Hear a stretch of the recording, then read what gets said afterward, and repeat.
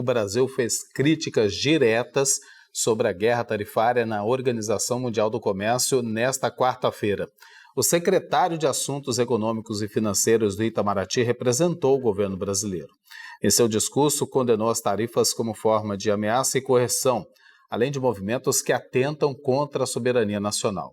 Sem citar diretamente o presidente dos Estados Unidos, Donald Trump, o embaixador classificou a taxação de arbitrária, mas destacou que o Brasil insiste no diálogo e não pretende sair da mesa de negociações. Isso a 9 dias do prazo dado pelo governo americano para o tarifaço entrar em vigor. Após essa fala, o Brasil recebeu apoio de outros 40 países, incluindo os do BRICS, da União Europeia e também o Canadá. Um outro destaque que a gente traz para você é a defesa do ex-presidente Jair Bolsonaro, que negou ao STF ter violado ordens do ministro Alexandre de Moraes. Segundo seus advogados, Bolsonaro não pode ser punido por atos de terceiros. Mas quem traz para nós todas as informações direto de Brasília é a nossa correspondente, Manuela Castro. Oi, Manu, boa tarde para você. Olá, boa tarde, Rayane, Eduardo e todo mundo que acompanha o TJ Aparecida.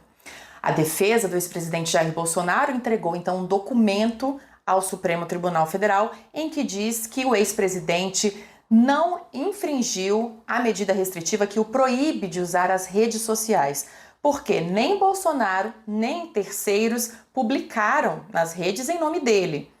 A defesa ainda alega que em nenhum momento ficou claro nas medidas restritivas que Bolsonaro não poderia dar entrevistas e que ele não pode se responsabilizar pelo que outras pessoas publicam nas redes sociais.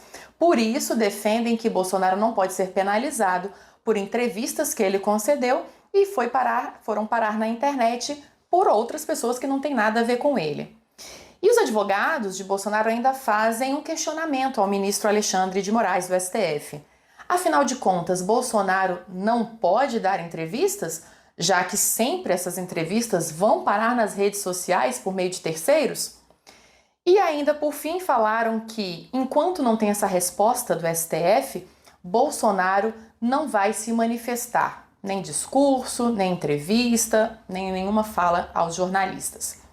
E ele já começou a cumprir isso, viu? Hoje de manhã, Bolsonaro saiu da sua casa aqui em Brasília, junto com o filho mais novo, o Jair Renan, e foi até a sede do seu partido, o PL, aqui em Brasília também. E lá, na sede do partido, ele se deparou com jornalistas que vieram fazer perguntas e ele disse o seguinte: vocês sabem que eu não posso falar.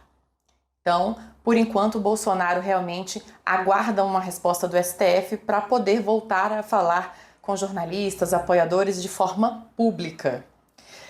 Vamos lembrar por que a defesa de Bolsonaro fez então esse pronunciamento, esse documento de resposta. Porque o ministro do STF, Alexandre de Moraes, determinou 24 horas para que os advogados explicassem por que Bolsonaro infringiu a medida restritiva de não poder se comunicar na internet. E nas redes sociais, mais especificamente. Por quê? Porque, de acordo com Alexandre de Moraes, Bolsonaro teria burlado essa medida quando foi ao Congresso Nacional, conversou com apoiadores e fez até um pequeno discurso em frente à imprensa mostrando a tornozeleira eletrônica que ele está usando. E isso, para Alexandre de Moraes, é uma quebra do que foi acertado com o Supremo Tribunal Federal. E agora, quais são os próximos passos depois dessa resposta da defesa de Bolsonaro?